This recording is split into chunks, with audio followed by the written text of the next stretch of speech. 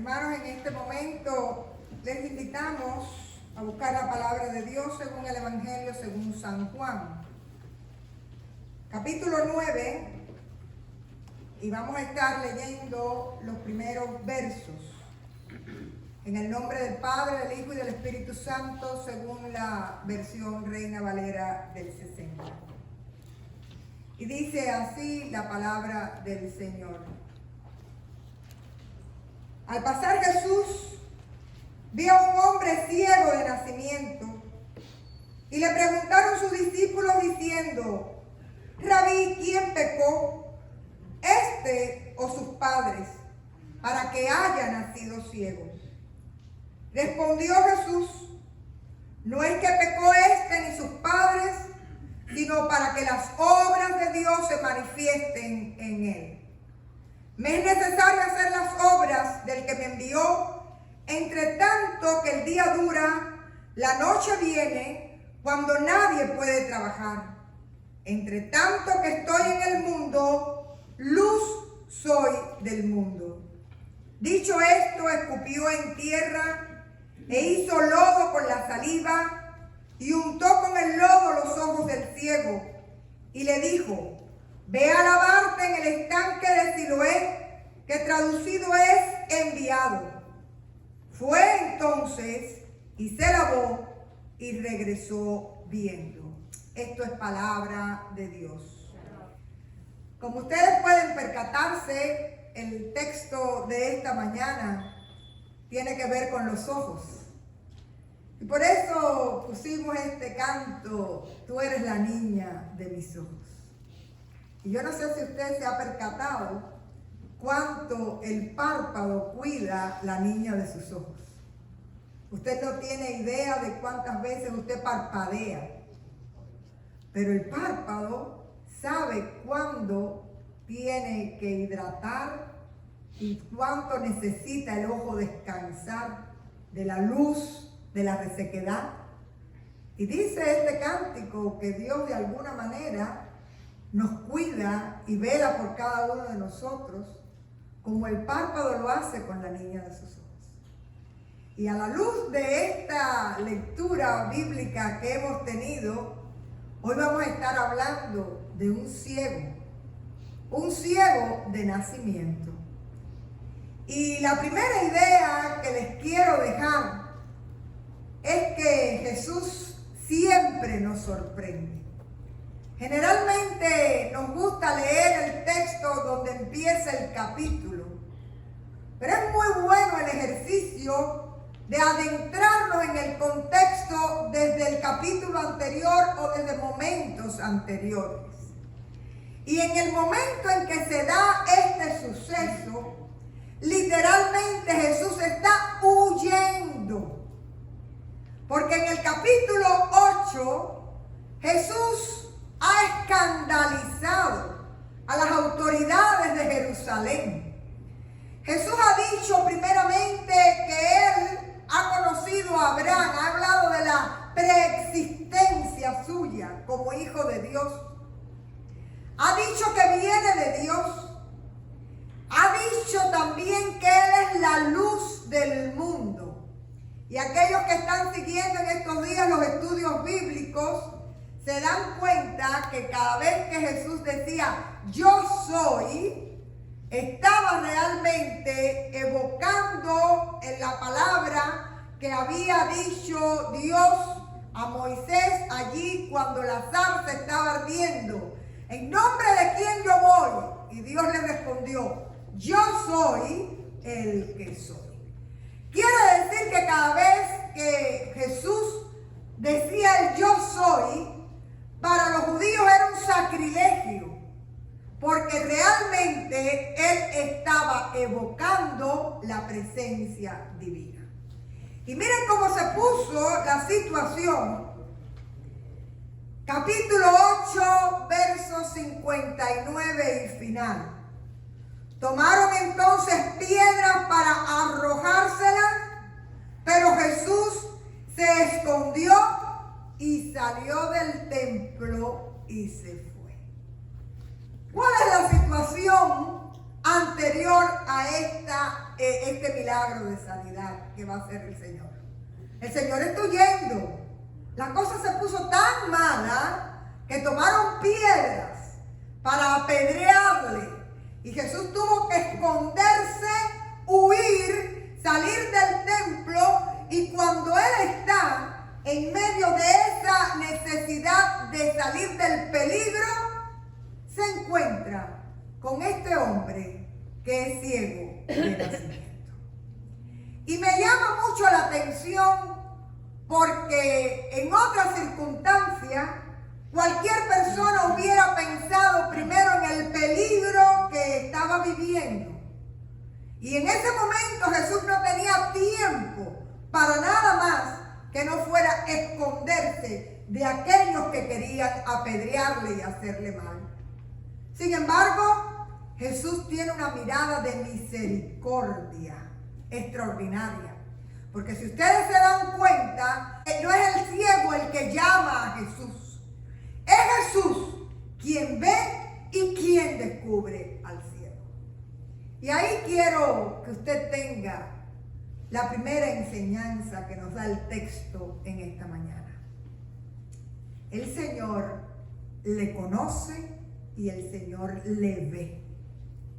No importa si usted aún no ha clamado, el Señor conoce, el Señor está ahí para ti y para mí.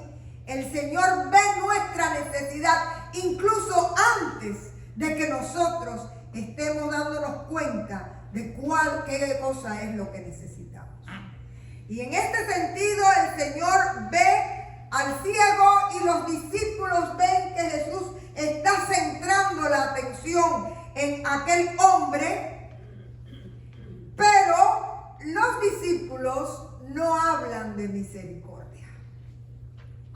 Enseguida comienza a una idea legalista, una discusión teológica, un pensamiento que era parte de la época.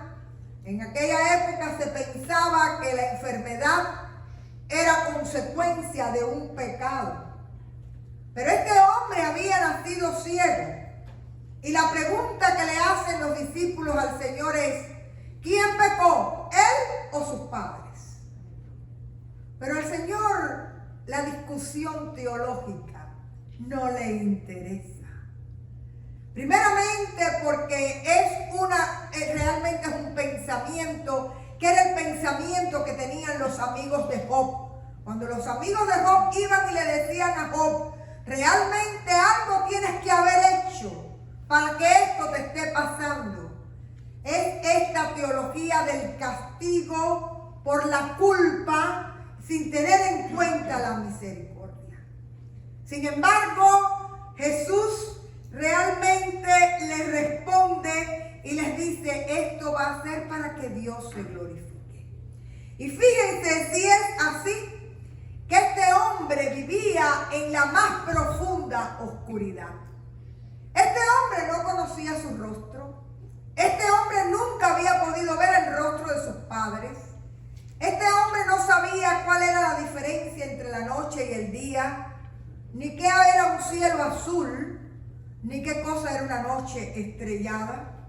Sin embargo, a partir de esa ceguera profunda, de esa oscuridad total, recuerden ustedes que en el capítulo anterior ya Jesús había dicho: yo soy la luz del mundo. Pero en el verso 4 vuelve a decir el Señor: entre tanto que estoy en el mundo, luz soy del mundo. Quiere decir que el Señor vino para que las obras de Dios se manifiesten en él. Verso 2. Y en ese momento, a esa oscuridad absoluta de aquel hombre, el Señor le quiere mostrar la luz que solo viene de él, ratificando una vez más lo que ha enseñado en el templo: yo soy la luz del mundo. Y aparentemente hace una cosa extraña. Usa elementos que eran cotidianos en la época porque se pensaba que la saliva tenía propiedades curativas, etc. Pero ustedes saben lo que hizo Jesús. Primeramente puso más ciego al ciego. Tomó barro, tomó saliva, con el fanguito hizo un preparado y lo untó en los ojos del ciego. Quiere decir que si el ciego podía ver algo, siluetas, por ejemplo, mi padre en su vejez ha perdido la visión y él te dice, lo que puedo ver es la silueta entre la luz y la oscuridad. Si ese hombre, por una casualidad, esa era su condición, cuando Jesús le echó barro en los ojos, ese hombre se quedó en la oscuridad total y absoluta. Y entonces el Señor, que ya desde el verso 4 nos dice que Él fue enviado por Dios, le manda a ir al estanque de Siloé y echarse agua. Y te dice el texto literalmente que la palabra significa el enviado. Hay una imagen poderosa, porque lo que te está diciendo también el texto es, el Señor le está mandando a sumergirse en su presencia. Y a esa oscuridad absoluta, el Señor la va a llenar con su luz, porque el Señor es la luz del mundo. No importa cuál es el método, lo importante es que este hombre está dispuesto a obedecer y a llevar a acción el mandato que el Señor le está haciendo.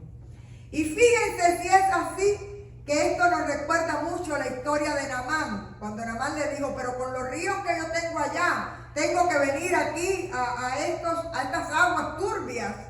Sin embargo, este hombre ni siquiera protesta, sin entender y sin saber, porque él no lo ha pedido, lo que el Señor tiene para él. Y fíjense que es interesante, porque yo les invito a que ustedes sigan leyendo el capítulo.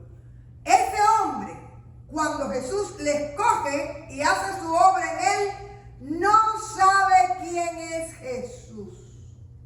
Ese hombre va entrando en el conocimiento progresivo del Señor, en la medida en que después es cuestionada su sanidad. Y este hombre va y obedece, y la obediencia, el seguimiento, es lo que le lleva a la transformación.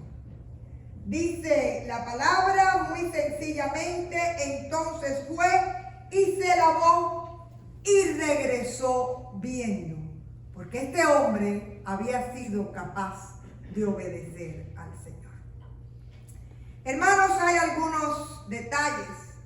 Esta historia es fascinante. Les invito a que terminen de leerla, porque realmente hay muchas aristas sobre las cuales pudiéramos predicar.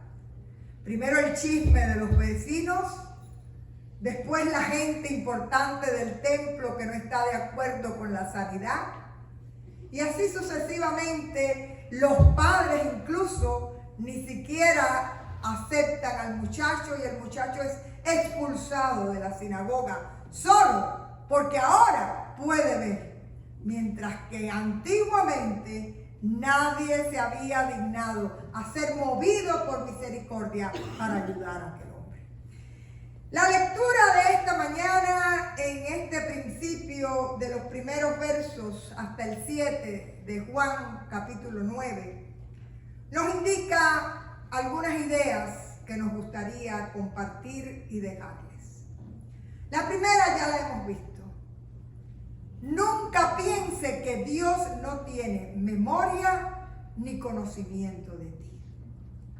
Porque aunque tú no le conozcas, aunque tú tengas incluso ceguera espiritual, el Señor te ve el Señor te escoge, el Señor se glorifica en tu vida.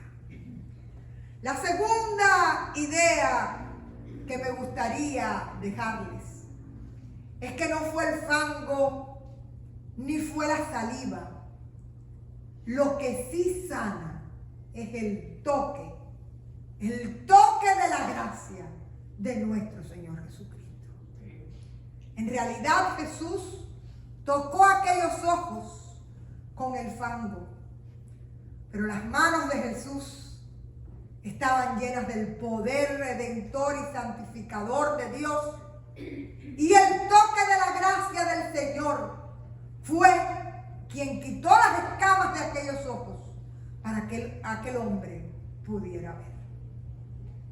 Todavía hoy tú y yo necesitamos el toque de la gracia de nuestro Señor Jesucristo.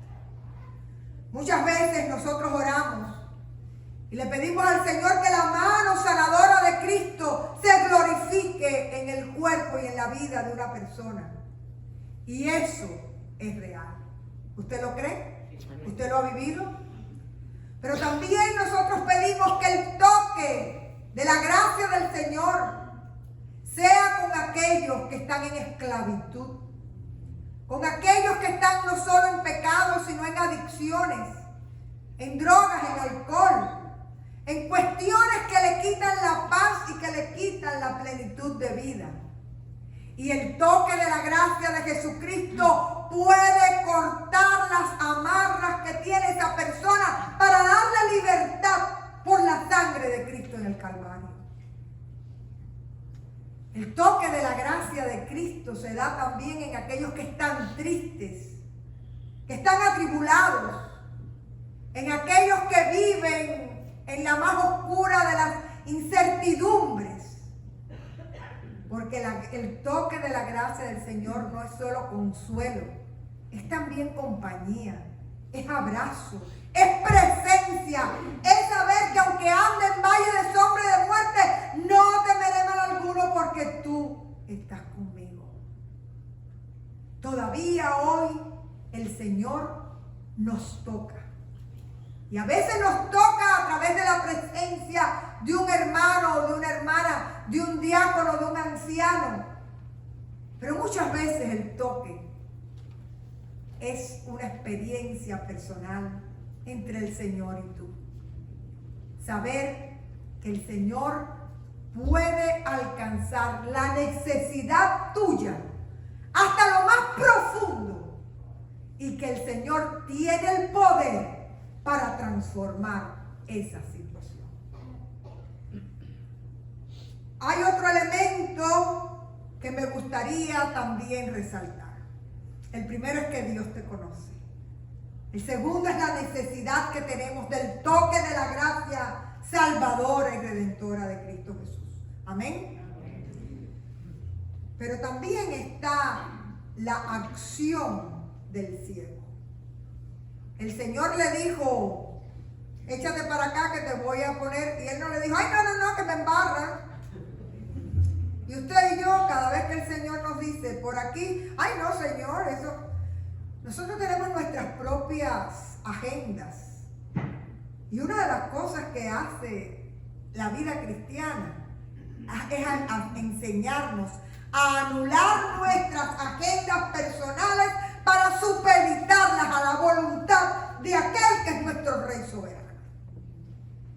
Lo que quiere decir que hay que aprender a obedecer y a que nuestra acción sea consecuente con lo que el Señor nos invita a hacer para poder quitar la oscuridad y la ceguera y poder ver su cruz, su luz.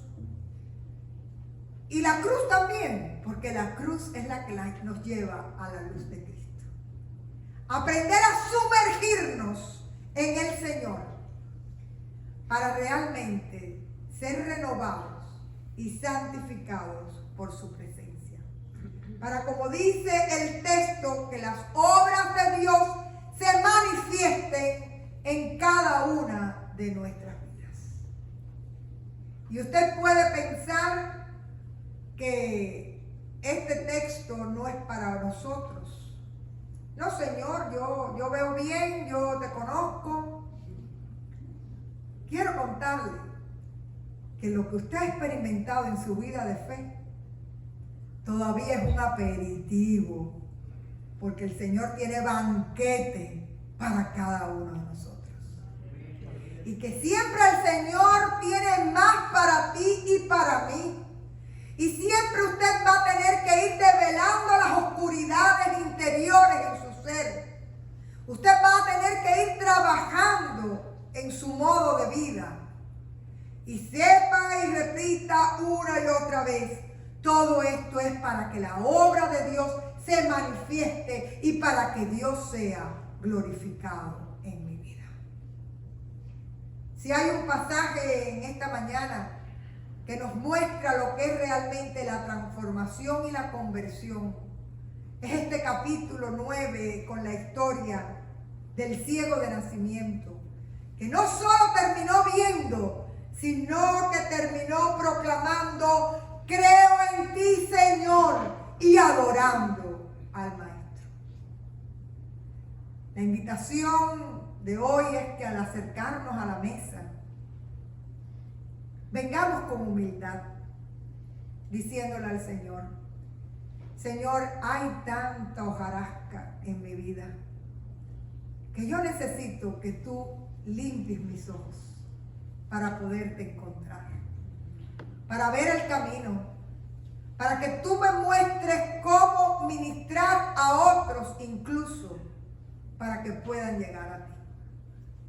Y usted puede creer que si el ciego de nacimiento pudo ver por la gracia de Cristo, no hay nada imposible que el Señor no pueda hacer cuando usted se pone en sus manos en obediencia y en humillación. La gracia de Dios también hoy toca y ministra a su pueblo.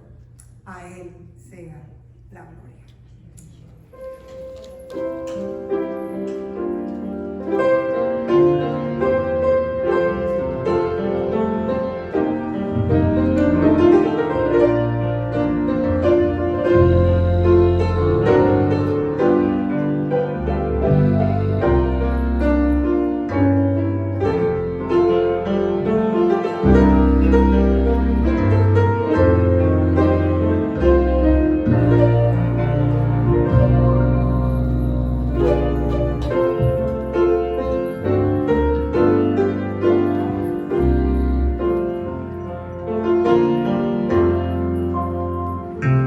El pecado